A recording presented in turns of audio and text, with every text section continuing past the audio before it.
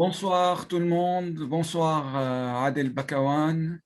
Ah, Ce soir, nous allons s'attarder un petit peu sur ce qui se passe en Irak, mais pas seulement ces jours-ci. On va remonter un peu dans le temps avec notre cher Adel Bakawan, qui est directeur du département recherche de l'IREMO et aussi professeur de sciences politiques et spécialiste de l'Irak et chercheur associé au CAREP, qui va nous parler des États-Unis en Irak, de la théorie du nation building à la faillite généralisée.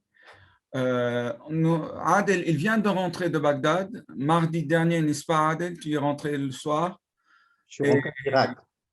de l'Irak, Bagdad, et il a encore les nouvelles très, très chaudes dans sa tête et son esprit. Adel, je te laisse la parole. Je te remercie. Tu es toujours avec nous et tu partages avec nous tes réflexions toujours enrichissantes. La dernière fois, c'était en présentiel, ici même au Carême.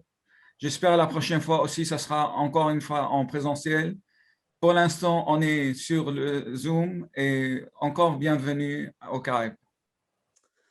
Merci beaucoup, cher ami, cher Salam. En effet, la dernière fois, lorsque je suis intervenu au Carême, c'était en présentiel, très, très agréable, avec des interactions très intéressantes. Mais malheureusement, la COVID-19 a changé notre monde. Voilà, désormais, nous sommes tous des êtres dématérialisés, online. Voilà. Mais heureusement qu'on peut se voir, au moins là où il y a la caméra. Donc, il y a la caméra pour aborder la situation d'un pays, je pourrais dire le pays le plus complexe au Moyen-Orient, vraiment. Hein. Et cette complexité, on peut bien évidemment l'observer de loin, mais lorsqu'on est sur le terrain, c'est un autre monde. Hein. On peut être un analyste, un lecteur, un journaliste, un diplomate qui regarde avec des lunettes très très loin, qui lit des journaux, qui est dans son laboratoire tranquille, 54 rue boulevard Raspail, ou chez nous, Carep, à l'Érémont, n'est-ce pas? C'est très agréable de lire ce qui se passe dans le pays, hein, des reportages, des articles. Mais une fois que vous êtes sur le terrain, c'est un autre monde, c'est une autre chose. Alors, cette chose tellement complexe-là, elle ne l'était pas toujours, elle l'est devenue. Elle est devenue dans une histoire, dans un processus. Et c'est très important. Ne pas aller très, très loin, bien évidemment. En 1921, lorsque Percy Cox arrive le 23 août 1921, exactement il y a un siècle. Hein, il y a un siècle. Donc, cette année-là, c'est un siècle. L'Irak, qui a fondé le pays. On ne va pas retourner si loin là, on va juste aller jusqu'au 11 septembre pour arriver à 2003. Pendant cette petite période-là, l'administration américaine de George Bush change radicalement la cartographie sociale, politique, culturelle, étatique du pays. Pendant cette période-là, l'administration américaine passe par un système d'argumentation, et c'est très important, cher Salam, de comprendre ce système d'argumentation par lequel Washington décide d'occuper ce pays, l'Irak, un des plus grands pays arabes dans la région. Donc l'Irak n'est pas un tout petit pays, hein. C'est vraiment 40 millions aujourd'hui. On est arrivé à 40 millions. Donc comment ce système d'argumentation a été élaboré, hein, comment il a été mis en place et comment ce système d'argumentation a justifié l'occupation du pays. Donc, bien évidemment, on n'a pas le temps pour rentrer dans les détails, hein, mais on peut, bien évidemment, pendant le débat, y retourner et l'aborder dans ses profondeurs, mais je vais faire rapidement allusion à ces trois niveaux d'argumentation. Le premier système d'argumentation, c'était nous allons en Irak pour détruire les armes de destruction massive de Saddam Hussein. Est-ce que Saddam Hussein, à un moment donné, avait des armes de destruction? Oui, bien sûr. Ces armes de destruction fournies par qui? Par l'Occident. Et donc, l'Occident était parfaitement conscient que Saddam Hussein avait des armes de destruction massive. Et les États-Unis d'Amérique, les pays de l'Union européenne savaient parfaitement que Saddam Hussein avait auparavant utilisé ces armes de destruction massive, non seulement contre la République islamique de l'Iran, mais aussi contre son propre peuple. Le 16 mars, c'est-à-dire il y a 12 jours, le 16 mars 1988, Saddam Hussein a utilisé ces armes de destruction massive à Halabja, au nord d'Irak. En quelques minutes, il a tué 5000 personnes, 10 000 personnes blessées. Il y avait les caméras du monde, mais personne n'a réagi. Mais par contre, au moment où Saddam Hussein occupe le Koweït en 1991, de 1990 à 2003, même avant 2003, par un programme systématique mis en place par les Nations Unies, la totalité, je dis bien la totalité des armes de destruction massive de Saddam Hussein ont été détruites. Et donc, Washington savait très bien, comme Paris, comme Londres, comme Berlin, que Saddam Hussein ne disposait plus des armes de destruction massive. Et pourtant, malgré cette connaissance objective de la situation, du système d'armement de Saddam Hussein, on a fait la diversion pour convaincre l'opinion publique mondiale et avec ce système d'argumentation, aller occuper le premier. Donc, ça ne tenait pas. Le deuxième, pour aller vite, c'était le lien supposé entre le régime de Saddam Hussein, laïque, depuis toujours, depuis 1968, jusqu'à sa chute en 2003, laïque, et Al-Qaïda. Autrement dit, ce lien-là a permis à Al-Qaïda de mettre en place les attentats du 11 septembre. Quelle est l'argumentation? Un officier tellement fragile, un ancien officier de Saddam Hussein qui s'appelait Abu Wa'il, qui était membre de Mukhabarat, qui a déserté, un sunnite bien évidemment, qui a déserté le pays et qui s'est intégré dans les années 80 à Al-Qaïda en Afghanistan, et qui est devenu un leader très très important, une personnalité charismatique avec de très très bons discours qui s'impose à ses auditeurs et qui a fait le lien entre le régime de Saddam Hussein et Al-Qaïda. Or, je l'ai fait bien évidemment dans un article très très détaillé sur les 3 générations djihadistes en Irak, qui est disponible sur le site de l'IFRI, en anglais, en français et en allemand. Si jamais quelqu'un est intéressé, j'ai analysé en détail le profil d'Abu Wa'il. Abu Wa'il n'a absolument rien à voir avec Solia. Et Solia n'a jamais existé. Et même George Bush, en 2000, lui-même le président des États-Unis d'Amérique, en 2005, c'est-à-dire une fois le péché originel a été mis en place, l'Irak a été occupé, a reconnu officiellement qu'à ce jour-là, en 2005, les États-Unis d'Amérique ne disposaient aucun argument concret que Saddam Hussein avait du lien avec Al-Qaïda. Donc, une argumentation très, très, très fragile. Troisième argumentation qui peut convaincre personne, et pourtant a été mobilisé, c'est la nature du régime de Saddam Hussein, à savoir un régime basé sur la dictature.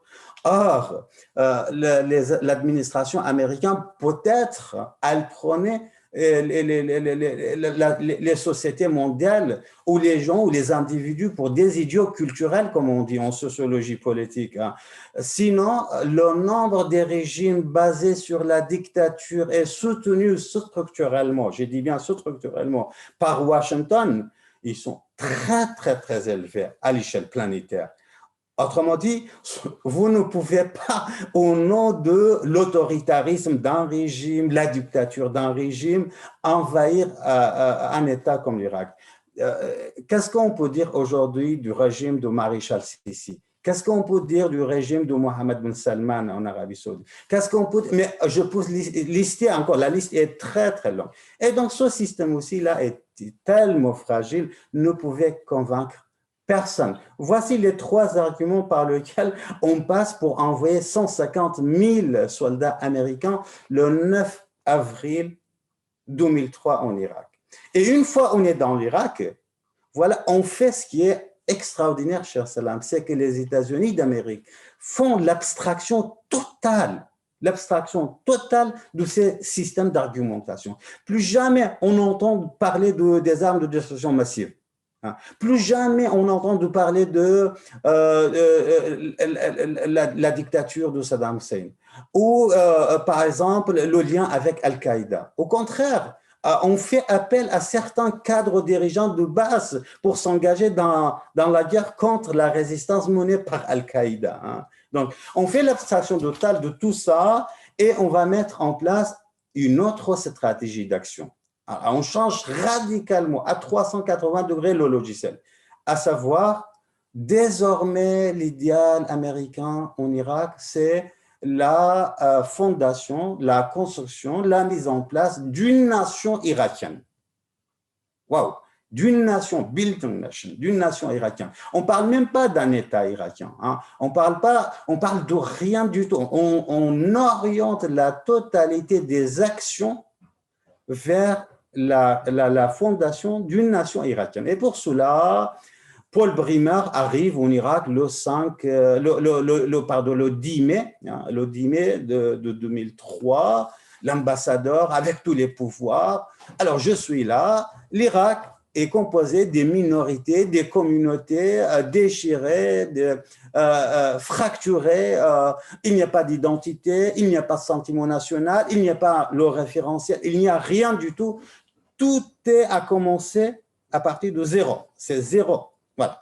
Et pour ce zéro-là, qu'est-ce que je vais faire? Je vais mettre entre parenthèses non seulement ce siècle passé, mais aussi les acteurs qui sont venus, qui sont entrés dans le pays avec moi, les puissants acteurs de l'opposition irakienne.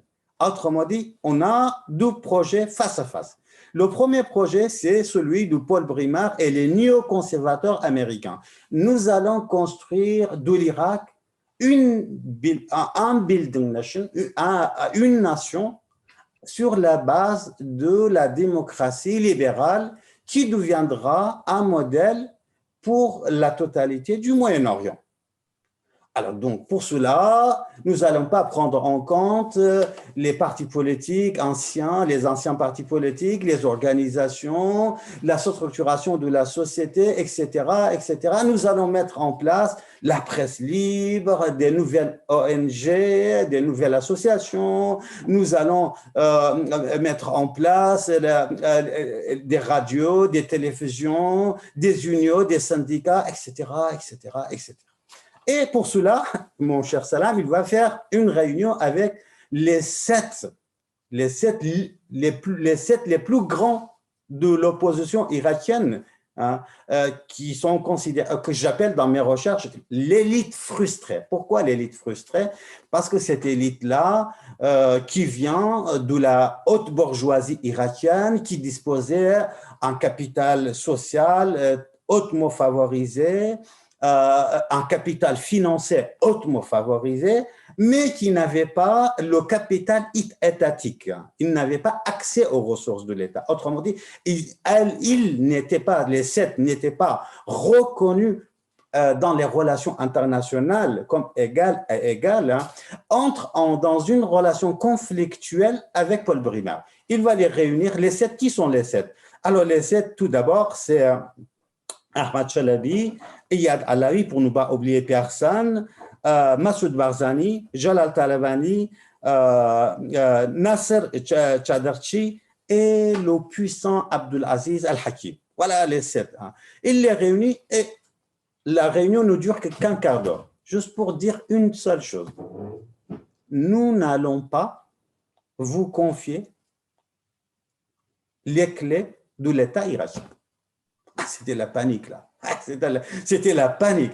Comment vous osez nous parler comme ça? Depuis des années et des années, depuis 40 ans, 30, 40 ans, nous sommes dans l'opposition. Nous avons donné, c'est ce qu'il disait, des milliers de martyrs pour libérer le pays, parce qu'ils pensaient que c'était eux qui ont libéré le pays, et que nous avions une alliance stratégique, nous, les chiites, nous, les Kurdes, avec les États-Unis d'Amérique, pour nous confier la clé de l'État, de la construction de cet État irakien après la chute de Saddam Hussein. Et là, vous, l'ambassadeur, vous êtes venu pour nous dire non. Alors, d'accord. Alors, ces deux projets-là entrent en confrontation. Paul Brimard disait les exilés, les nommés des exilés. C'est-à-dire quoi des exilés? C'était pour les dévaloriser, pour dire qu'ils sont déconnectés de la réalité irakienne. Mais en réalité, c'était Paul Brimard qui était totalement déconnecté de la réalité irakienne. Un an plus tard, Paul Brimard quitte l'Irak. Et un an plus tard, cette élite-là, cette élite frustrée par leur puissance financière, leur puissance sociale, leur puissance organisationnelle, la puissance de leur parti politique au sein de la société irakienne ont pu s'imposer totalement au projet américain. Et donc, à partir de ce moment-là, non seulement cet idéal du building nation, la construction de la nation irakienne, n'a jamais été formé, élaboré, forgé. Au contraire, ils ont mis en place leur propre projet. Leur propre projet, c'était quoi? C'était la construction de ce qu'on appelle désormais un État-milice et une société totalement militarisée. Autrement dit, le projet communautariste de ces élites frustrées, c'est parfaitement, totalement imposé à cet idéal, à cette utopie des néoconservateurs américains. Alors, je ne vais pas entrer dans les détails. Je ne sais pas, je suis déjà à un quart d'heure. Normalement, je voulais m'arrêter à 30, à 20, c'est-à-dire 20 minutes d'exposé. Alors, je vais faire rapidement un état des lieux de ce qui s'est passé alors pendant cette période.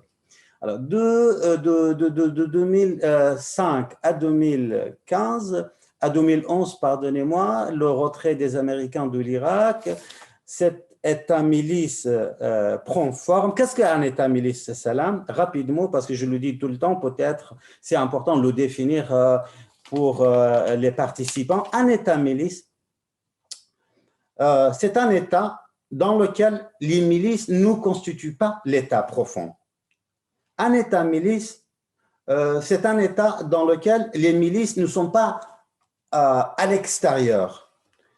Les milices ne prennent pas en otage l'État.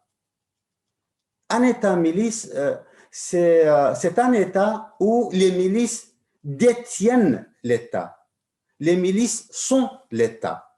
Autrement dit, parler de la troisième voie, de la troisième force, de la troisième main, de la main invisible de l'État profond pour la situation irakienne n'a aucun sens. Les milices sont l'État. Les milices ont l'État. Et pourtant, là, il y a une nuance très, très importante. Et pourtant, malgré le fait que les milices sont l'État, les milices ont l'État, ils ont gardé leur indépendance d'action. Et tout ça, ça commence avec un seul décret, une seule loi mise en place le 22 mai 2003. Le 22 mai 2003, le premier décret, c'était le 12 mai, c'est-à-dire seulement 2 jours après l'arrivée de Paul Brimard. Le décret s'appelait la débassification de l'Irak, c'est-à-dire vider l'État irakien de tous les éléments bassistes qui sont par définition sunnites. Et en réalité, je ne vais pas entrer dans les détails, on n'a pas tant, cette débassification s'est élargie pour devenir la désunnification non seulement de l'État, mais aussi de la société irakienne. Prenez pour exemple la province de Diyala. La province de Diyala, une des grandes provinces qui a des frontières avec Bagdad, avec la République islamique de l'Iran, avec le territoire sunnite, avec le gouvernement régional du Kurdistan, toutes ces frontières-là étaient avant 2003 à 75% sunnites. Aujourd'hui, lorsqu'on fait des statistiques, lorsqu'on fait du travail du terrain, nous avons des estimations, parce qu'on n'a pas mais on est à peu près à 65% des chiites et le reste, c'est des Kurdes et des sunnites. Autrement dit, la province a été entrée dans le processus de la chiification, le grand déplacement. Les sunnites sont déplacés ou bien par la force et la terrorisation de la population, ou bien les chiites sont venus pour acheter les biens des sunnites et par ce biais-là, les encourager à quitter la province, comme ce qui est en train de se faire actuellement là, ici, à Mossoul. Les investisseurs iraniens arrivent massivement à Mossoul, parce que à Mossoul, c'est un champ dur, là, il n'y a rien. Il y a des cadavres encore dans les mousliotes se trouvent dans les camps. Là, les Iraniens, ils vont les voir pour acheter leurs biens totalement détruits à Mossoul et les reconstruire et les installer des chiites à leur place. Ça, c'est le processus de la chiification territoriale. C'est très important, cet élément-là. Et ça, c'était le 12 mai. Le 22 mai, 12 semaines plus tard, si je ne me trompe pas, le 12e décret, c'est la dissolution de l'armée irakienne. L'armée irakienne. Ah, on sait très bien que cette armée-là, Salam, écoute-moi bien, écoutez tout le monde, écoutez-moi. L'État irakien a été fondé le 23, cette information est capitale, le 23 août 1921. Mais l'armée irakienne a été fondée le 6 janvier 1921. Autrement dit, la fondation de l'armée irakienne précède de la fondation de l'État irakien. C'est un indicateur très important. Et c'est cette armée-là qui a été décapitée par Paul Brima. Et comment on a reconstitué l'armée irakienne, la nouvelle armée irakienne, à partir de quoi nous avons reconstitué l'armée irakienne? Ben, écoutez, au nom de la démilicisation de l'État irakien et de la société irakienne, nous allons amener la totalité ou presque des milices, des organisations politiques, autrement dit, les milices qui dépendaient des branches armées, des organisations politiques, on les a intégrées au nom de la démilicisation, on les a intégrées dans l'armée irakienne. Et donc, l'armée irakienne milicianisée, reconstituée à partir des milices-là, ces milices tellement intelligentes, ces partis politiques tellement intelligents ont intégré leurs milices dans l'armée et en même temps, ils ont gardé l'indépendance organisationnelle de ces milices. C'est pourquoi ces milices-là, aujourd'hui, ils ont à la fois l'armée et leur organisation. Leur organisation, comme l'armée dispose des hélicoptères, des drones, des chars, des armes lourdes d'un État. Et je vais vous donner juste un indicateur. Le budget national, la part du budget de Hashd Shabi, la mobilisation populaire, les milices, consacrée par l'Assemblée nationale en cours de vote, est équivalent de 6 ministères. En Irak, 6 ministères. Je pourrais même vous montrer les graphiques. Voilà. Donc, c'est ça la milicisation de l'État. Aujourd'hui, et je m'arrête, je vais faire un état de lieu. Aujourd'hui, qu'est-ce qui s'est passé? Où on est avec le projet américain, la construction d'une grande nation irakienne à partir de la base de la démocratie libérale qui deviendra un modèle extraordinaire pour le Moyen-Orient. On en est où? Alors, écoutez, rapidement, 7 points.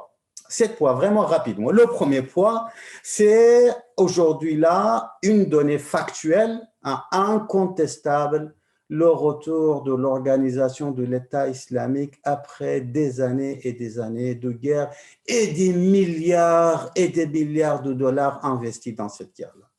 Le retour de l'organisation d'État islamique nous fait aucun doute.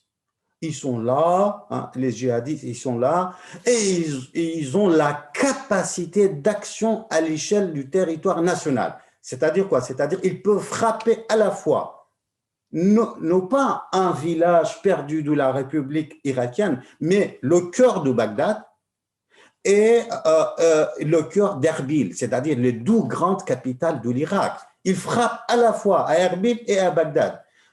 Sans parler bien évidemment de Mossoul, d'Anbar, de Salah ad-Din, des territoires disputés, etc. Voilà. Ça, c'est une première donnée à noter. Deuxième, aujourd'hui là, vous avez un autre acteur. Vous ne pouvez pas mettre en place une grille de lecture sans prendre en compte la montée en puissance d'un grand mouvement de contestation. Voilà. Aujourd'hui, là, vous avez un mouvement de contestation qui est devenu un acteur majeur dans les rapports de force en Irak. Il faut le prendre en compte. Et l'importance de ce mouvement de contestation, pour la première fois, c'est qu'il n'est pas communautaire, c'est-à-dire les chiites contre les sunnites. Il n'est pas ethnique, les Arabes contre les Kurdes ou les Kurdes. C'est un mouvement de contestation sociale qui exprime une colère sociale contre une élite en faillite. Le mot est prononcé, contre une élite en faillite.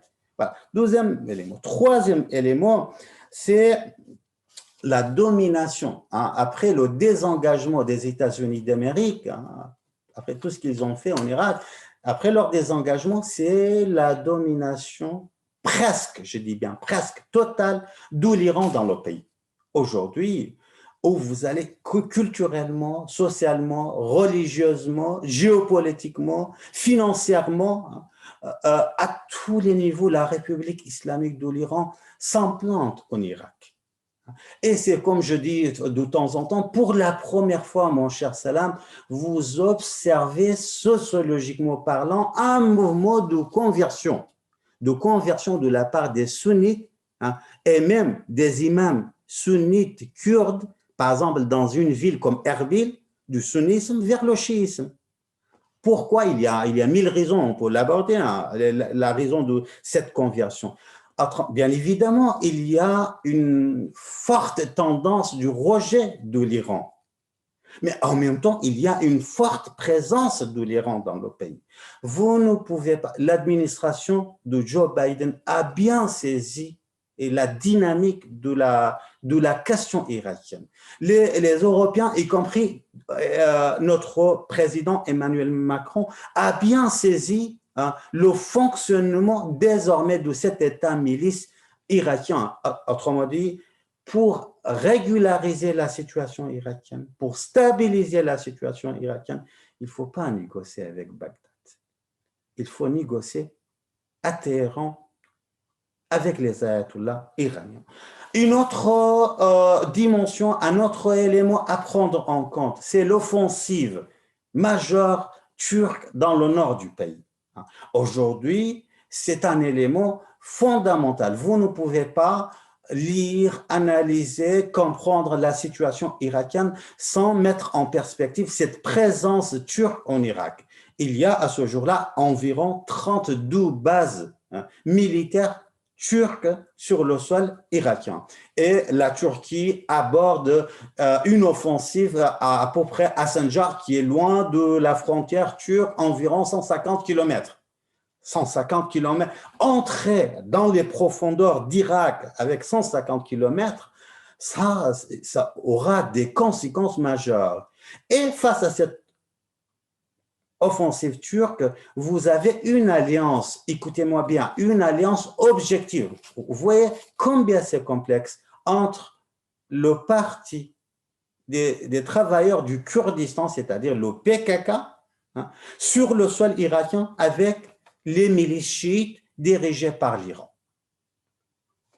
À Sanjar, l'Iran et le PKK ont élaboré une alliance, oui, stratégique à la fois contre la République de la Turquie, contre l'organisation d'État islamique et ouvrir un passage territorial, ce passage frontalier vers la Syrie, vers votre pays d'origine, mon cher Salam. C'est grâce à cette alliance-là, ce territoire est sécurisé par le Parti des travailleurs de Kurdistan, le PKK, et les milices chiites pour que l'armée, pour que Pasdaran, les gardiens de la révolution, fassent aller-retour des deux côtés de la frontière.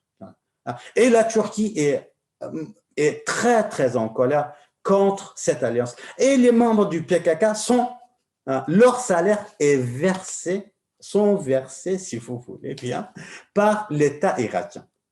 Autrement dit, les combattants du PKK sont intégrés dans la mobilisation populaire al-Hashd al-Sha'bi, et ils sont considérés comme des salariés de l'État irakien. L'État irakien, sous la pression de la République islamique de l'Iran, paye le salaire des membres du PKK qui sont d'origine turque.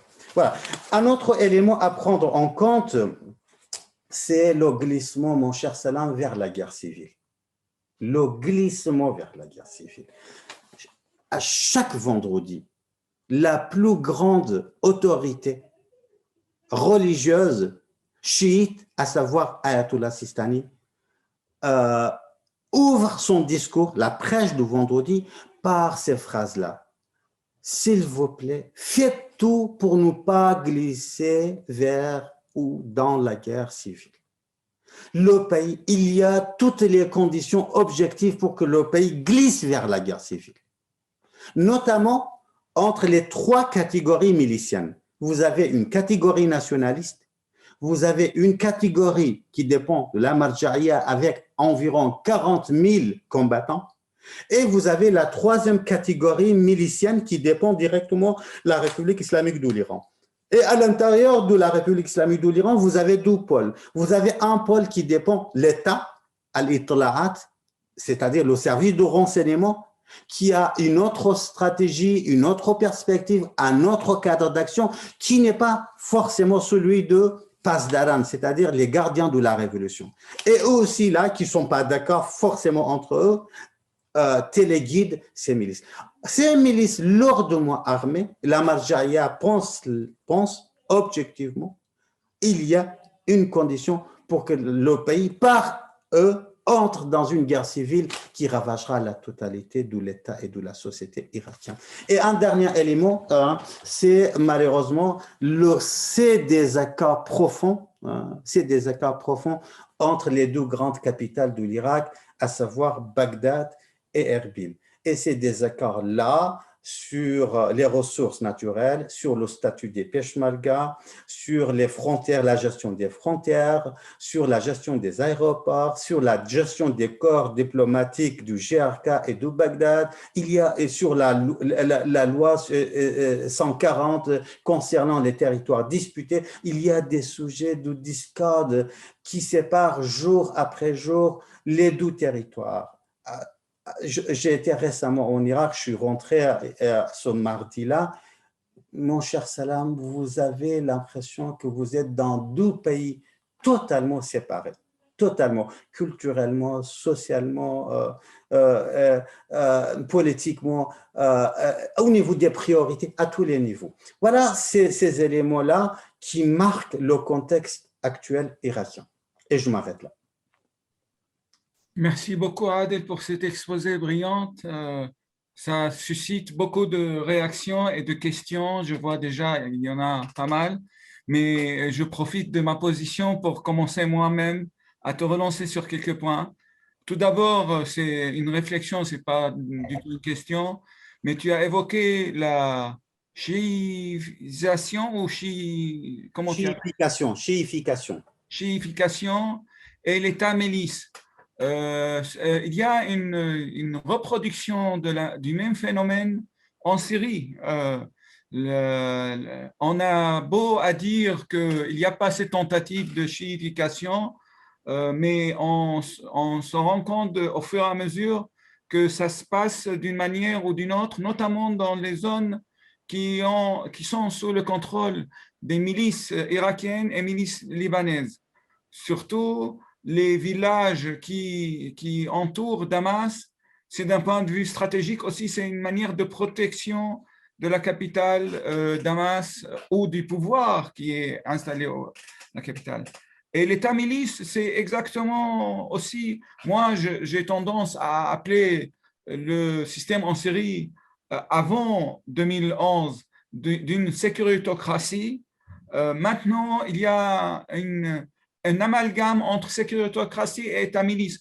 Parce que comme le pouvoir n'a plus les moyens de contrôler les provinces, il fait à la Moyen Âge, c'est-à-dire il octroie une parcelle géographique à une milice qu'elle gère comme elle veut l'essentiel, c'est qu'elle lui garde sa propre sécurité. Après, elle pille, elle viole, elle fait ce qu'elle veut. C'est son affaire. Alors, l'État aussi devient État-milice. Tu as évoqué une chose qui m'a beaucoup aussi rappelé la situation en Syrie, c'est le retour de l'État islamique. Trump a beau à se féliciter de vaincre l'État islamique, et même en Europe, on se vante d'avoir vaincu l'État islamique, mais cette victoire se limite à la question territoriale.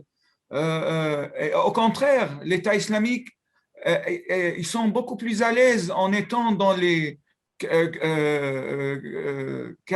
dans les grottes, dans les montagnes, dans les vallées, qui composent la steppe irako-syrien, toute cette zone Ambar, le Badi Sourié, et le Boukamal et tout ça.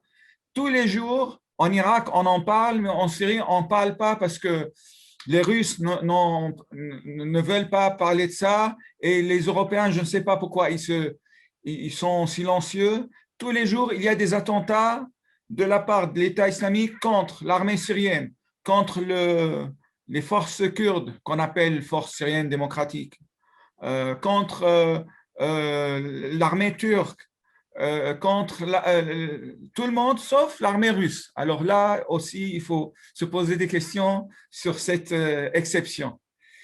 Comment tu expliques cette résurgence de l'État islamique en Irak? C'est une très, très bonne question. Je viens de publier un article sur la descente aux enfers des sunnites, où c'est la traversée du désert des sunnites à Cambridge. Il y a les deux versions à la fois en anglais et en français, si jamais quelqu'un est intéressé. En réalité, Salam, lorsque les États-Unis d'Amérique occupent le pays, par le processus que j'ai expliqué, a été livré aux chiites et aux kurdes, et la communauté sunnite a été mise entre parenthèses, non seulement mise entre parenthèses, mais aussi la loi sur le décret sur la débassification devenue la désunnification du pays a marginalisé, exclu la totalité ou presque de cette communauté. Et cette marginalisation est à la fois une marginalisation politique, sociale, économique, culturelle, éducative. Il faut être vraiment un très bon sociologue de terrain pour comprendre tout ça. Ce n'est pas que parce que les sunnites ont perdu la présidence ou un poste. Non, cette exclusion est vraiment structurelle et non pas conjoncturelle, et non pas interactionniste ou interactionnelle. Non, structurellement, c'est comme si on était vraiment dans la désunnification sociale, désunnification géographique, désunnification territoriale de cette communauté. Et de ce fait-là, cette communauté sunnite, qui s'identifie rarement comme sunnite, mais toujours comme nationaliste, ou bien arabes, ou bien irakiens, sont entrés dans une résistance entre 2003, je vais vite, 2003 et 2005. Toute l'armée américaine, 150 voire 160 000 soldats, n'ont pas pu éradiquer cette résistance. Il faut le dire clairement, sunnite. Et même les élites irakiennes, avec leur organisation milicienne, n'ont pas réussi à éradiquer cette résistance. C'était à ce moment-là que Petraeus arrive, le général Petraeus arrive à Bagdad et met en place une stratégie, une nouvelle stratégie de collaboration avec les sunnites. Et c'est là le moment de la naissance de As-Sahawat, Majalis As-Sahawat, le conseil de réveil des sunnites, armés, entraînés, accompagnés par l'armée américaine pour deux objectifs. Le premier, éradiquer Al-Qaïda et le terrorisme d'Al-Qaïda. Le deuxième objectif, la réintégration de la communauté sunnite au sein de la société et de l'État irakien. C'était la promesse écrite, rédigée, signée. Et c'était à ce moment-là que le chef de ces Sahawat-là a été reçu par le président des États-Unis d'Amérique à la Maison-Blanche. hein. En quelques 2 ou 3 ans, avec leur engagement, l'engagement des sunnites, Al-Qaïda a été éradiqué. Entre 2006 et 2010, à peine on entendait le mot Al-Qaïda des actions. Mais entre 2006 et 2010, le Premier ministre, le puissant Premier ministre irakien Nouri Maliki, non seulement a refusé catégoriquement la réintégration des sunnites, mais en plus, il a intensifié le processus de la désunnification.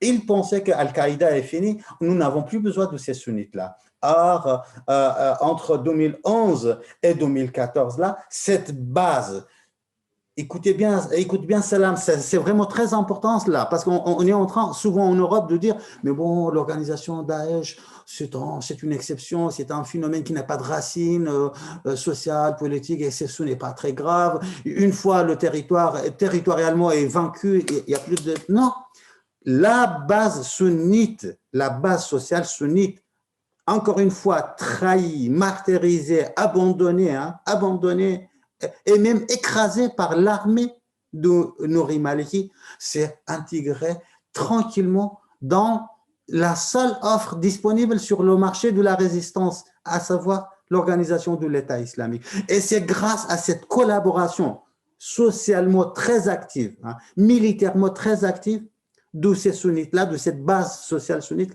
que l'organisation d'État islamique, en quelques heures, a pu récupérer toutes ces grandes villes, y compris la ville de Mossoul. Et donc, qu'est-ce qu'on a fait? Entre 2014 et 2017, on a mis encore en place une coalition internationale pour intervenir contre l'État islamique. Mais croyez-moi, si on a gagné cette guerre-là, c'est parce que, ce n'est pas uniquement, c'est parce que aussi, on a encore promis à cette base sociale sunnite, à cette communauté sunnite, après la défaite de Daesh, si vous vous engagez dans cette guerre-là, que vous connaissez parfaitement votre territoire-là, village par village, quartier par quartier, personne par personne, vous connaissez cette chose, avec la promesse de la réintégration, cette fois sérieuse, de cette communauté au sein de l'État irakien. Fin 2017, Salam, mon cher ami, on déclare officiellement la fin territoriale du califat, n'est-ce pas? Et la victoire. On annonce la victoire un peu partout à Paris, à Washington. Haider al-Abadi annonce la victoire à Paris, reçue par Emmanuel Macron. Voilà, c'est fini. Et donc, Daesh est fini. Et au moment où on déclare ça, jusqu'à aujourd'hui, là, le mouvement, le premier pas de ce mouvement, de la reconstruction de ce pays des sunnites qui est totalement détruit, n'a pas commencé. Numéro 1. Numéro 2, non seulement ça n'a pas commencé, mais en plus, auparavant, il n'y avait pas la présence milicienne chiite dans le pays des sunnites. Désormais, 63 organisations miliciennes chiites déployées dans la totalité du territoire des sunnites. Qu'est-ce qu'ils vont faire? Ils vont mettre en place exactement la même méthodologie d'action, la même stratégie d'action de l'organisation d'État islamique, à savoir l'humiliation de cette communauté. Sinon, dans la capitale sunnite à Mossoul, le grand portrait de Imam Khomeini, qu'est-ce que signifie? Le grand portrait de Ayatollah Khamenei, qu'est-ce qu'il fait au cœur de la ville de Mossoul? C'est exactement comme le grand portrait d'Abdullah Öcalan à Raqqa. Ouais. Qu'est-ce qu'il fait? C'est la provocation, c'est l'humiliation de cette communauté sunnite. Deuxièmement, pour des raisons stratégiques, peut-être là, on n'a pas, cette milice-là, militairement contrôle, au niveau de la sécurité, contrôle la totalité de la société sunnite. Nous avons réalisé, mon cher Salam, 75 entretiens avec 225 heures de paroles de ces jeunes à la fois chiites et sunnites à Bassoura et notamment à Mossoul. Et lorsqu'on analyse ces 225 heures de paroles, là on comprend combien cette jeunesse-là, sunnite, et dans une colère radicale contre les... C'est pour répondre à ta question, comment ça se fait que ce retour? Eh bien, le premier élément, c'est cette base sociale frustrée sunnite qui donne la chance à l'organisation.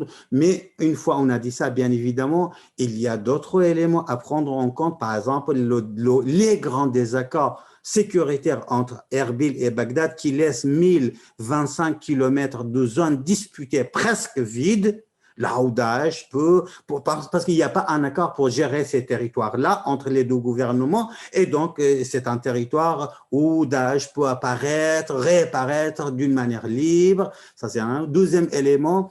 Et là, c'est très important, les désaccords des pays du système régional. Les désaccords entre les pays du système, la divergence de leur agenda qui fait que pour certains, le retour de Daesh pourrait être très avantageux, sans jamais oublier que cela est une conséquence, est un résultat. Mais la vraie cause se trouve ailleurs, c'est politique, c'est social, c'est économique. Ben, c'est aussi la situation dans les villes et villages en Syrie qui sont contrôlés par les forces kurdes. Dans la journée, les forces kurdes contrôlent la ville et la nuit, c'est Daesh qui contrôle la ville. C'est la même ville ou le même village sont contrôlés par deux forces antagonistes et le jour et la nuit. C'est incroyable. Et ce qui m'amène à la question, la dernière que je vais poser moi, parce que là, je vais laisser aussi le public. Je vois qu'on a pas mal de questions. La relation entre l'Iran et les États-Unis, parce que certains disent qu'il y a eu un accord que les Américains abandonneront l'Irak à l'Iran. Ou bien d'autres, ils disent non, c'est les Américains, comme ils se sont retirés, la place était remplie par les Iraniens. Mais toi, tu vois ça où entre les deux versions? Le pays en soi, l'État irakien, je le dis depuis un bon moment, ne dispose pas en soi des infrastructures pour fonctionner comme un État indépendant et souverain. De ce fait-là, si aujourd'hui on a un État irakien, ce n'est pas parce qu'on a un système économique, des infrastructures économiques solides, un système politique fonctionnel, des services fonctionnels. Non, absolument pas. Ou parce qu'on a un peuple souverain, une nation irakienne, une identité irakienne, une élite responsable, nationaliste irakienne. Non, absolument pas. Si l'État irakien a fonctionné plutôt de 2003 à 2019, c'est grâce à ce que j'appelle une cogestion entre Washington et Téhéran. Ils étaient tous les deux d'accord dans les coulisses. Il y a eu des centaines et des centaines de réunions documentées entre Qasem Soleimani et les différents envoyés spéciaux de la Maison-Blanche, le dernier, Britt McCork. Et c'est grâce à cette concorde consolidée entre les deux capitales que je vous donne quelques exemples. Jamais vous pouvez nommer un président de la République sans l'accord de Téhéran, sans la signature de Washington et Téhéran. Kazemi ne pouvait jamais devenir Premier ministre. Vous avez un président, Barham Salah, qui n'a que 12 sièges à l'Assemblée nationale. Vous avez un Premier ministre qui n'a pas un seul siège. Vous avez un président de l'Assemblée nationale qui n'a que 6 sièges. Donnez-moi une seule démocratie au monde où le président de l'Assemblée nationale n'a que 6 sièges, où le président de la République n'a que 12 sièges. Et pourquoi les gagnants des élections ne peuvent jamais, de 2003 à ce jour-là, constituer un gouvernement, devenir président de la République, ou Premier ministre, ou président de l'Assemblée nationale? Parce que tout simplement, celui qui doit diriger l'État doit absolument passer par le filtre américano-iranien. Et pour passer par ce filtre-là, on va tester des centaines de candidats avec des profils différents et on va trouver, mon cher Salam, le plus faible parmi ces plus forts-là. Pourquoi le plus faible? Parce que le plus faible pourra être manipulé, diriger, orienter et voire remplacer si c'est nécessaire, ce qui était le cas pour Adel Abdel Mahdi. Voilà comment l'Irak est dirigé, mais par contre, en 2019, lorsque Donald Trump déchire cet accord, cette concorde entre Téhéran et Washington, le pays se trouve dans la panique totale et de 2019 à ce jour-là, comme vous avez remarqué, le pays est impossible. L'État irakien est impossible, c'est le titre de mon livre aussi. On n'arrive plus à gérer l'État. L'État n'existe plus. Entre le mouvement de contestation, on décide aujourd'hui de faire des élections anticipées, demain on le reporte. Depuis 6 mois, mon cher Salam, on a envoyé à peu près 6 mois le budget de 2000. Est-ce que vous vous rendez compte que le budget de 2020 n'a pas été validé? Depuis plusieurs mois, le budget 2021 est envoyé à l'Assemblée nationale. On n'arrive pas à le valider. En fait, le seul accord en Irak, c'est qu'on n'arrive jamais à faire un accord entre les acteurs. Donc, l'État n'est pas possible. Alors, c'est dans cette impossibilité de l'État que la volonté, cet élément très important, la volonté des pays du système international, c'est que l'Irak doit rester uni. L'Irak ne doit pas être divisé. C'est le seul principe qui fait le consensus entre Pékin, Moscou, Washington, Téhéran, Paris, Berlin, Londres, Ankara. Ils sont tous d'accord. En revanche, pour faire fonctionner cet État-là, il faut réactiver la coopération américano-iranienne. Alors, je prends la première question.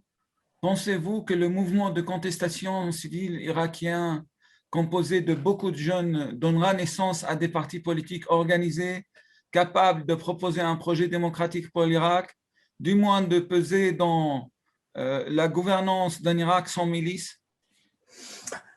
Un Irak sans milice, c'est un rêve, c'est un idéal, malheureusement, qui n'est pas disponible. Je commence par la dernière partie de votre question. La première partie de votre question, oui, en ce moment, le mouvement, les acteurs engagés dans le mouvement de contestation sont en train de former, d'élaborer des organisations politiques.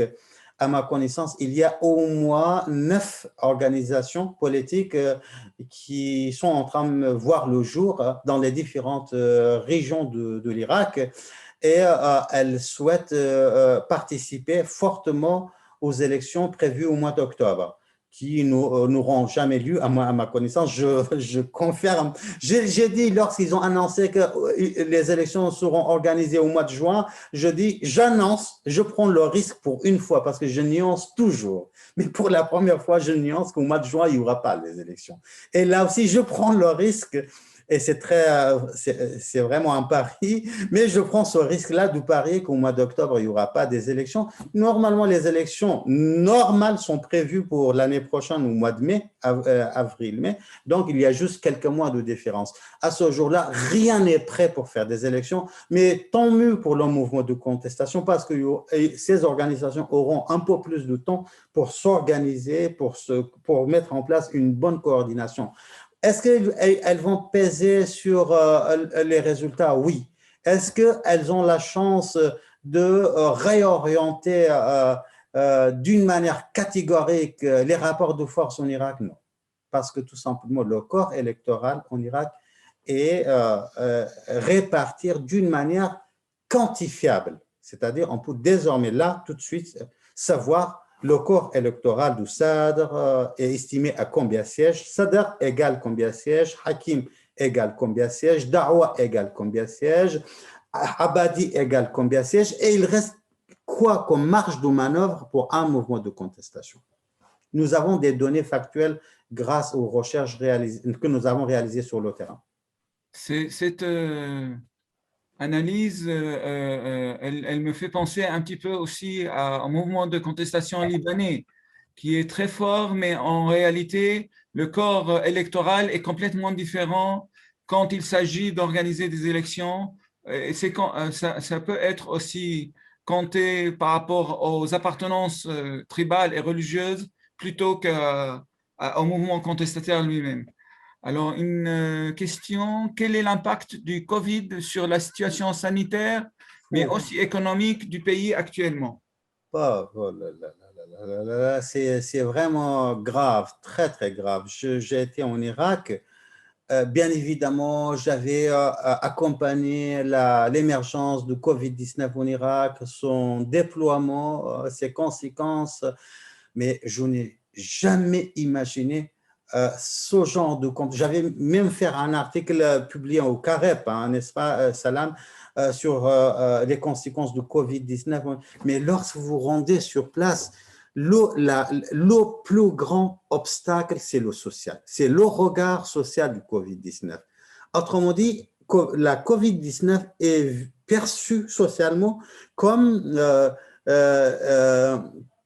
dès que vous portez le masque, vous êtes mal vu. Il ne faut absolument pas porter le masque. Quand vous portez le masque, c'est que vous ne respectez pas l'autre.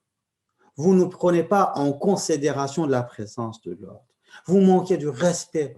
Et donc ça, c'est un peu partout. Vous allez dans une chaîne pour donner une interview, vous allez au restaurant, vous allez chez quelqu'un, vous allez dans une rencontre avec un politicien, vous allez dans un camp réfugié. Partout, le port du masque. Nous avons fait des kilomètres et des kilomètres à pied ou en voiture dans les grandes villes. À un moment donné, on a vu quelqu'un masqué, on a dit « Ah oui, il y a quelqu'un qui porte le masque. » Quelqu'un qui porte le masque. Et donc, cette situation sociale-là, ce regard social provoque des dégâts et des dégâts au sein de la société irakienne. Les conséquences, déjà à l'échelle sociale, c'est catastrophique. Et à l'échelle économique, je vais vous donner juste un indicateur. De 1921, la fondation de l'État irakien. À ce jour-là, c'est la première fois, mon cher Salam, que l'État irakien n'est plus en mesure de verser le salaire des fonctionnaires correctement. Il y a des fonctionnaires qui n'ont pas reçu depuis plusieurs mois leur salaire. Pourquoi? Parce que pour une raison très très simple. En Irak, vous n'avez pas un système économique. Vous avez uniquement du pétrole. La part du pétrole dans le système économique irakien est estimée à 95 et 97%, entre 95 et 97%. Or, le prix du pétrole, les revenus du pétrole n'est pas contrôlé par le gouvernement irakien, n'est pas contrôlé nationalement. C'est une affaire internationale. Lorsque le prix est bas, c'est tout le système économique irakien qui tombe à terre. Lorsque le prix est haut, là, l'État peut verser les salaires. Alors, actuellement, oui, les conséquences du Covid à l'échelle sociale et à l'échelle économique sont vraiment dramatiques. Une question de notre ami Louis Blin, qui te remercie pour cet exposé brillant. Biden était favorable à l'invasion de 2003 et avait une image ethno-confessionnelle de l'Irak. Lui et son entourage en sont-ils encore là? Non, absolument pas, absolument pas. Biden, sénateur, était favorable à des entités confédérées. Il a tout à fait raison, lui, Blanc. Il l'a dit clairement, il avait un projet, non pas pour diviser l'Irak en 3 entités étatiques, mais plutôt en 3 entités confédérées, c'est-à-dire le cadre doit rester et Bagdad comme capitale de ces 3 entités confédérées. Mais une fois il est devenu, ça c'est Biden sénateur, une fois il est devenu vice-président, même là, il a déjà abandonné le projet. Biden, président, n'abordera, non, absolument pas. La division de l'Irak ne fait pas partie du projet de Joe Biden. De toute façon, l'Irak n'est plus la priorité de Joe Biden et de l'administration américaine. L'Irak est traité à la marge de la question iranienne. Autrement dit, les affaires irakiennes, nous les réglerons avec les Iraniens. Une fois, regardez, on n'a pas de temps pour vous montrer quelques cartes là, comment l'Iran culturellement, nous avons des cartes culturellement, socialement, sécuritairement, militairement sous-déploient dans la totalité. Le nom de Bagdad, peut-être, Salam, tu parles un peu persan, peut-être pas, même le nom de Bagdad, Baridad, Baridad, ça vient de l'Iran et du persan. Même le nom, les Iraniens pensent que Baridat, c'est quoi? C'est-à-dire le jardin de la justice en iranien, hein, en persan. Donc, l'Irak est considéré dans la mémoire collective iranienne comme une province. Désormais, l'Irak est considéré comme une question de la sécurité nationale pour les Iraniens. Et les Américains et les Français, les Européens ont parfaitement saisi cette dynamique. Une question de Aïssa Al-Mouali. Il demande si Macron a compris qu'il fallait négocier avec Téhéran. Emmanuel Macron, je ne suis pas là pour engager des jugements de valeur, mon cher Salam. Mais autant que, je dis encore une fois, réalité concrète, lorsqu'il s'est rendu en Irak, il avait un discours parfaitement formalisé autour d'un projet sur l'Irak souverain. Mais la souveraineté irakienne, l'Irak souverain, visait plutôt la Turquie du sultan et non pas la République islamique des ayatollahs. Au contraire, Emmanuel Macron a parfaitement saisi la dynamique, la nouvelle dynamique irakienne, à savoir la milicisation de l'État irakien, à savoir la domination totale iranienne sur l'Irak. C'est pourquoi, dans la grande réunion, mon cher Salam, tu as certainement vu les photos, il y a les grands représentants de toutes les catégories miliciennes, des organisations politiques iraniennes, des acteurs considérés directement comme pro-iraniens. Non, Emmanuel Macron, oui, il traite sans réserve avec les pro-iraniens en Irak. Et il ne peut pas faire autrement. Comme il le fait au Liban. Oui. Alors, question de Louis Chéronnet. Quelles sont les différences des militants du PKK et des militants de YPG? YPG. PYD, c'est-à-dire. PYD. Bah, aucune différence. PYD, c'est la branche locale du PKK en Syrie. Voilà. C'est, si vous voulez, la grande différence, vous avez aujourd'hui un espace kurde. Cet espace kurde dépasse les frontières de la Syrie, de l'Irak, de l'Iran et de la Turquie. Dans cet espace-là, cet grand espace-là, vous avez deux modèles. Je ne vais pas entrer dans les détails, mais rapidement. Un modèle qui s'identifie comme la démocratie libérale représentée par le gouvernement régional du Kurdistan. Dans la pratique, ce qui se passe, c'est autre chose, mais je parle à l'échelle. De l'autre côté, toujours dans le même espace, vous avez un deuxième modèle qui se présente comme la démocratie radicale, représentée par le PKK en Iran, en Irak, en Turquie et en Syrie. Et donc, la différence n'est pas entre le PYD et le PKK, parce que PYD, c'est la branche locale qui représente cette démocratie libérale mise en place par le PKK. La grande différence, c'est entre le GRK et le PKK. Et cette différence-là est à la fois idéologique, géostratégique, géopolitique, militaire, sécuritaire et culturelle et sociale. Très bien. Une question d'Aurélie. Bonsoir, y a-t-il un risque de morcellement du pays avec des revendications autonomes? Des revendications autonomistes sont déjà là. Les Kurdes sont autonomes. Les Basraouis réclament désormais une région autonome à l'instar du gouvernement régional du Kurdistan parce que les Basraouis pensent, Basraouis, c'est-à-dire les habitants de Bassoura, pensent que la région de Bassoura fournit 80% du pétrole à l'État irakien. Or, Bassoura est considérée comme une des villes la plus pauvres en Irak, donc ils pensent que c'est injuste, donc nous voulons, ils demandent d'une manière très haute et forte une région fédérée comme le fédéralisme kurde. Les sunnites, désormais, eux aussi, ils réclament une entité fédérée. Est-ce que le risque de l'implosion, je ne dis pas l'explosion, de l'implosion de l'État irakien est là? Oui, le risque est là.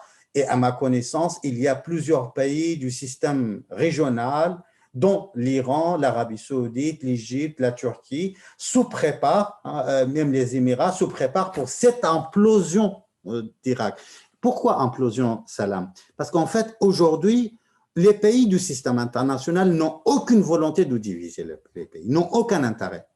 Et c'est le cauchemar. La division de l'Irak, c'est leur cauchemar.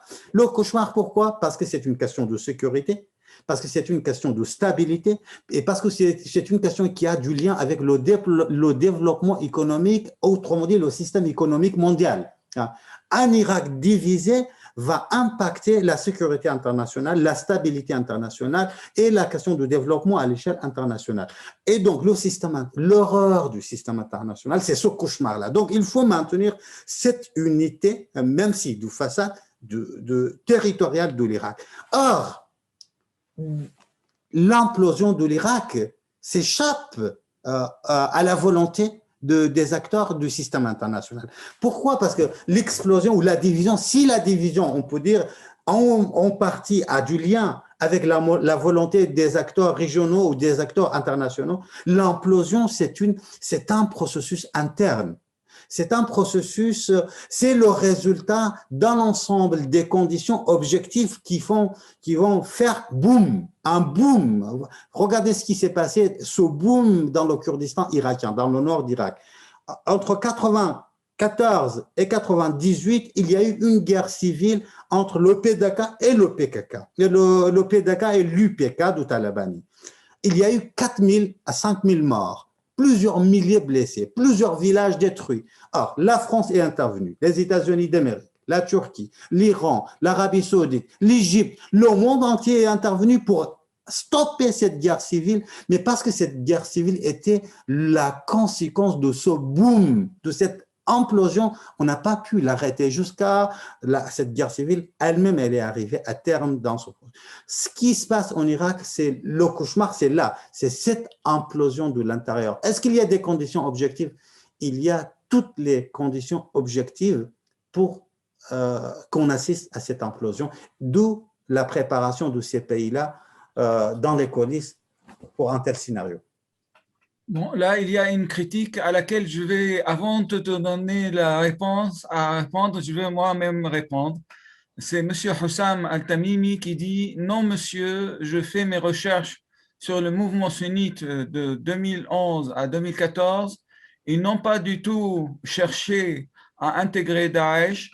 C'est une essentialisation de sujet, c'est beaucoup plus compliqué que ça. » Avant de te laisser répondre, cher ami, je pense que tu n'as pas dit du tout que les sunnites ont cherché à intégrer Daesh, d'abord, et que tu as exactement dit ce que M. Tamimi mentionne, que c'est très compliqué et beaucoup plus compliqué que le fait qu'ils ont cherché. Mais tu as essayé d'expliquer les raisons pour lesquelles Daesh, ce n'est pas un corps étranger seulement, et pourquoi il a une assise locale. Je te laisse la parole. Oui, alors, donc, alors qu'est-ce qu'on veut dire par cette thèse-là? Est-ce que par cette thèse, on veut dire, ah non, Daesh, c'est un petit phénomène marginal qui se trouve à la marge de la société, qui n'est pas qui n'est pas les conséquences d'un ensemble de processus tellement complexes, à la fois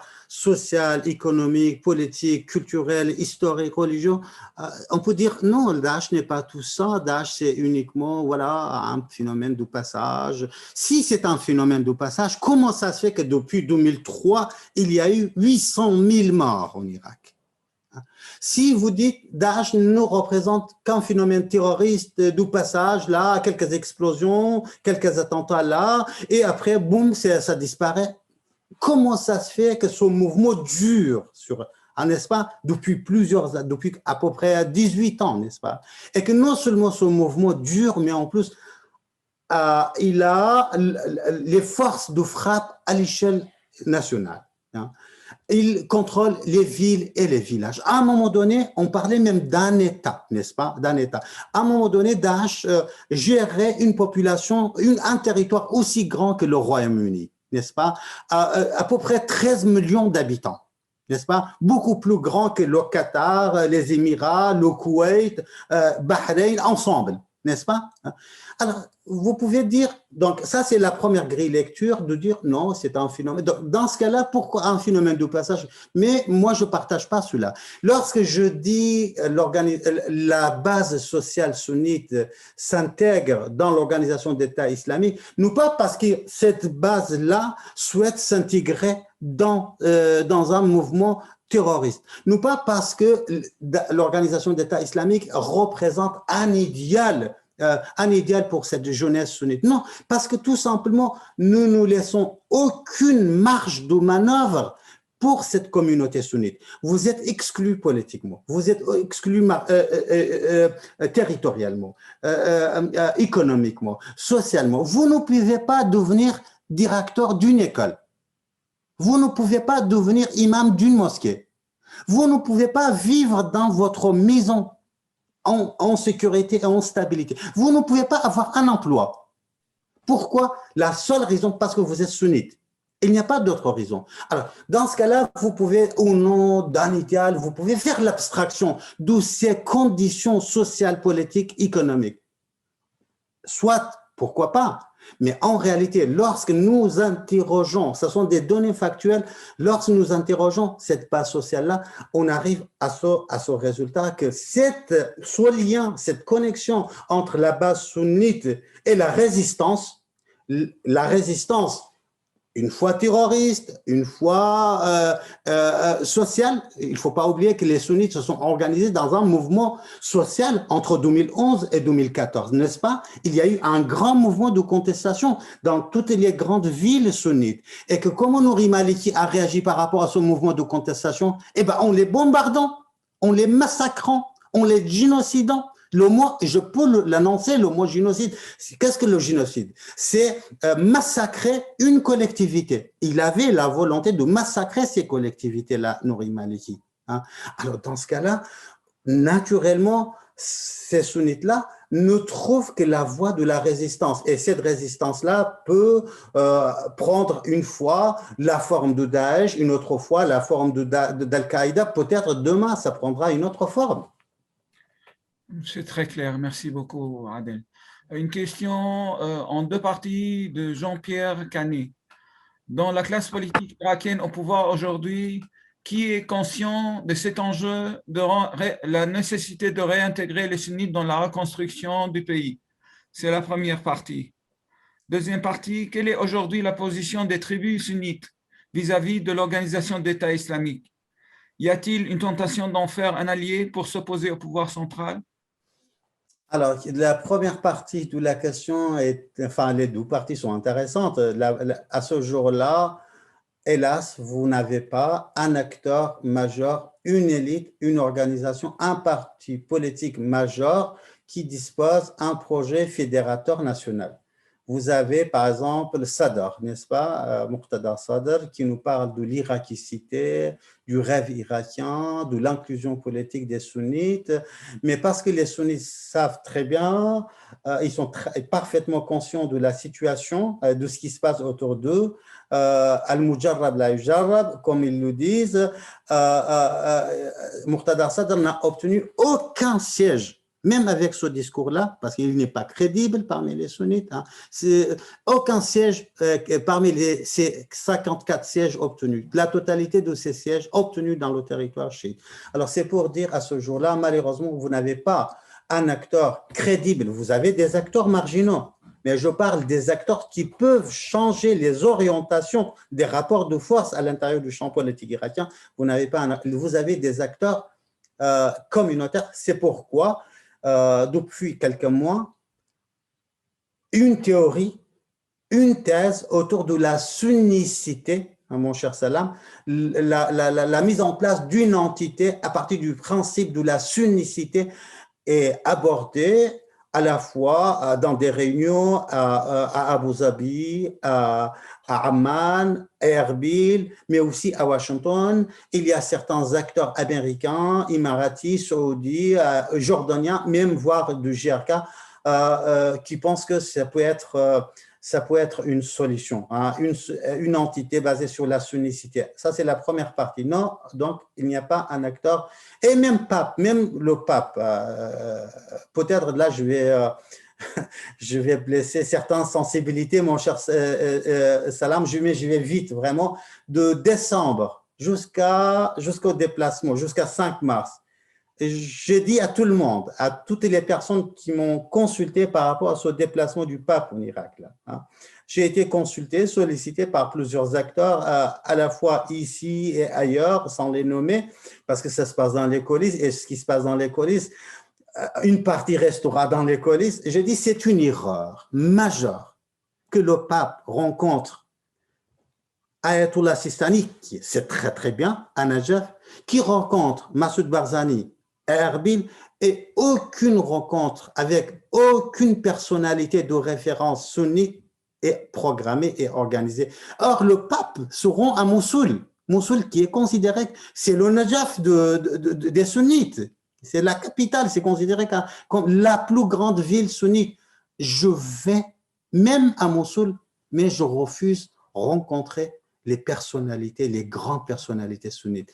Par ce geste-là, même le pape, indirectement, a participé à la double exclusion de la communauté sunnite. Or, le pape nous parlait de quoi? De l'inclusion politique de tous les Irakiens, d'un nouveau contrat social, d'intégrer tout le monde, la souveraineté irakienne, etc. Donc, ce n'était pas vraiment très, très, très mal calculé par Monseigneur Sacco à Bagdad, mais aussi par les organisateurs du Vatican. Ça, c'était la première partie. La deuxième partie, c'était quoi, Salam? Les tribus et leur relation avec Daesh. Les tribus, si vous observez les pratiques des 63 organisations miliciennes déployées dans le territoire sunnite, là, par leurs pratiques quotidiennes, poussent objectivement, encore une fois, vers cette alliance objective entre les tribus sunnites et l'organisation d'État islamique. C'est un des éléments, vous pouvez dire tout ce que vous voulez, bien oui, vous avez le droit de dire tout ce que vous voulez, mais c'est un des éléments qui remet en force le retour, en puissance, le retour de l'organisation d'État islamique. Alors, justement, pour Mohamed Yacoub, il demande pour le retour de Daesh, il me semble que c'est une nécessité stratégique qui justifie les stratégies des autres, Iran, Amérique, mobilisation populaire, etc. Autrement dit, on a besoin de Daesh pour mettre la main sur l'Irak et la région, pour continuer la guerre, etc. C'est une des hypothèses, une des théories pour analyser ce retour de Daesh que je ne partage pas, bien évidemment. Et heureusement, on est encore dans la démocratie et on peut ne pas être d'accord. Personnellement, je pense que tout ça, c'est important, mais tant que nous n'avons pas, et nous, c'est les pays du système régional, les pays du système international, mais aussi les élites irakiennes. Tant que nous n'avons pas proposé un projet sérieux à cette communauté sunnite, il est peu probable qu'on puisse éradiquer ce retour ou mettre entre parenthèses ce retour de l'organisation d'État islamique. Alors, une question de Choukri Saifi. Pensez-vous que la réalité politique et socioculturelle en Irak est une revanche chiite sur la domination sunnite auparavant à l'époque du Ba'ath?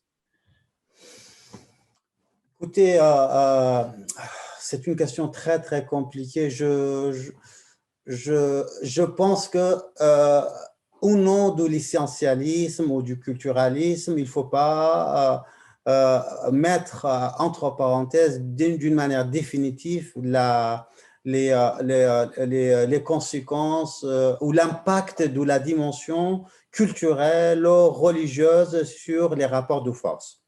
Cette dimension est là, elle est tangible, on peut l'observer, la quantifier, hein, et l'analyser. Mais par contre, cette dimension-là n'explique pas ce qui se passe aujourd'hui. Dans l'Irak de Saddam Hussein, oui, les chiites n'étaient pas au pouvoir. Oui, les chiites ne constituaient pas des acteurs majeurs à l'intérieur du champ politique, mais c'est vrai aussi pour les sunnites, c'est vrai aussi pour les Kurdes, c'est vrai aussi pour les autres composantes de la société irakienne. Autrement dit, la tyrannie de Saddam Hussein était générale et systématique, exercée sur la totalité du corps social. Hein. Et donc, je pense, oui, cette dimension est pour quelque chose, mais n'explique pas la totalité de ce qui se passe aujourd'hui. Ce qui explique en large partie, c'est ces élites frustrées entrées en Irak après 2003, qui n'avaient pas le rêve irakien, qui n'avaient pas le projet irakien, qui n'avaient pas le sentiment irakien et qui voulaient diviser le pays sur la base communautaire, linguistique, ethnique, tribale, confessionnelle. En absence de ce projet national, de la part d'une élite qui dirige désormais le pays est tombé dans ce piège, ou dans cette impasse, plutôt pas ce piège, dans cette impasse dans laquelle on se trouve aujourd'hui, et que l'État est devenu impossible. Merci beaucoup. Là, on a un exercice assez difficile. Il nous reste 2 questions. Il faut y répondre en 10 minutes. Alors, 2 minutes, ok. 10 minutes. 10 minutes. Okay. Pour terminer à l'heure. Alors, bonsoir monsieur, merci beaucoup pour cette conférence. Que pensez-vous du récent voyage du pape? Ça, tu viens de le dire. Et quelles conséquences de sa rencontre avec le grand Ayatollah Sistani? Personnellement, je pense que la rencontre avec Ayatollah Sistani est une grande valeur symbolique sans précédent. Il n'y a jamais eu une telle rencontre dans l'histoire entre la plus grande autorité catholique et la plus grande autorité chiite, Ayatollah Sistani. Et donc, à cette échelle-là, à cette échelle symbolique, c'est une valeur inestimable. Numéro 1. Numéro 2, par cette rencontre-là, le pape a envoyé indirectement, je vais le dire autrement, pour ne pas choquer certains, le pape a indirectement agi sur les rapports de force à l'intérieur du champ politique chiite. On sait très bien qu'à ce jour-là, il y a un rapport conflictuel entre Qom et Najaf. Qom, la ville de Qom se veut comme la capitale du chiisme au monde. Et cette ville-là souhaite monopoliser cette représentation à l'échelle internationale. Or, face à Qom, vous avez la ville de Najaf avec toute son historicité, tout son symbolisme. Là. Le fait que le pape se rend à Najaf et non pas à Qom, va agir directement ou indirectement sur la déstabilisation de ces rapports de force entre Qom et Téhéran. Donc, désormais, c'est Najaf qui devient la capitale du monde du chiisme, au moins au vu de la plus grande autorité catholique au monde. Et on sait très bien la place symbolique du pape dans les relations internationales. Numéro 1. Numéro 2, les spécialistes de la question irano-irakienne savent très bien qu'il y a une conflictualité très, très intense dans les coulisses et elle apparaît de temps en temps dans les médias aussi entre Ayatollah Sistani, l'approche d'Ayatollah Sistani et l'approche d'Ayatollah Khamenei. Et cette conflictualité est composée de plusieurs niveaux. On n'a pas de temps là pour les analyser. Le fait de rencontrer Ayatollah Sistani et non pas Ayatollah Khamenei, ça, bien évidemment, ça va agir là aussi à ce niveau-là, au niveau du référentiel, hein, le personnel, le subjectif va agir, déstabiliser ces rapports-là encore plus. Donc, c'est Sistani qui est considéré comme le référentiel des chiites reconnu et non pas Ayatollah.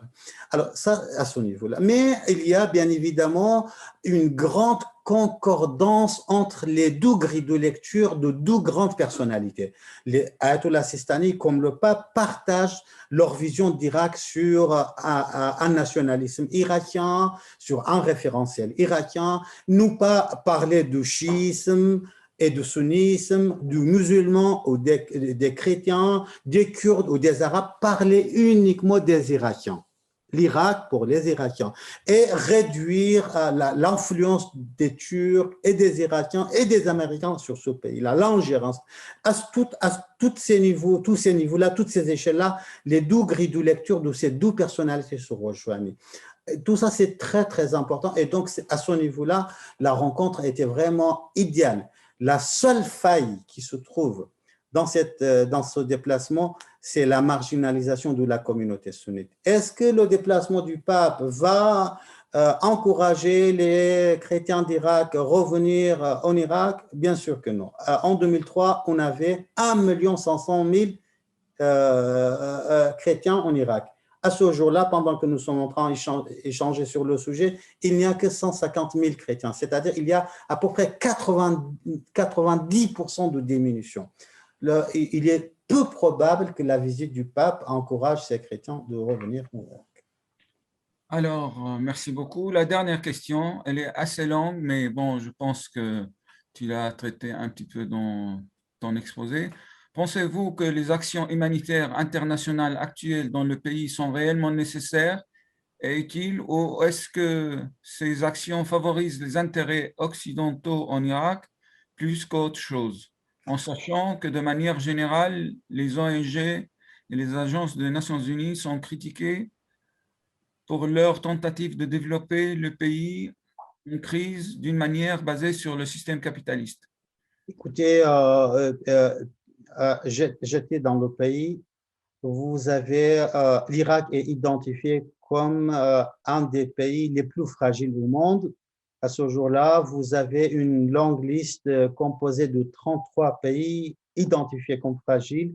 L'Irak est en tête de ces pays-là. Qu'est-ce qu'un État fragile? C'est un État défaillant qui ne peut plus délivrer les services à ses citoyens. Heureusement, je le dis d'une manière naïve, heureusement que ces ONG sont là. Bien évidemment, chaque ONG a son agenda, ses feuilles de route, ses missions, ses attentes, etc., etc. Mais une fois on a dit ça, je dis objectivement, heureusement que ces ONG sont là pour prendre le relais d'un État qui n'est plus en situation de fournir les services à ses citoyens. Voilà. Très bien. Merci beaucoup, cher Adel Bakawan, pour cet exposé brillante et riche et enrichissante. Merci à toi. On a rendez-vous toujours avec toi pour revenir sur l'Irak, sur les relations entre les forces politiques irakiennes, la complexité de la scène irakienne. Et je remercie aussi notre cher public fidèle et je remercie tous ceux qui ont posé les questions. J'annonce notre prochain webinaire qui aura lieu mardi prochain, mardi 23 à 18h30 avec Rola Al-Husseini, qui est professeur à l'Université de Lund en Suède, sur la participation politique des femmes une décennie après les révoltes arabes. À la semaine prochaine, à mardi prochain. Merci encore à Adel et à très bientôt, j'espère. Très bientôt. Merci, Salam. Merci pour l'invitation.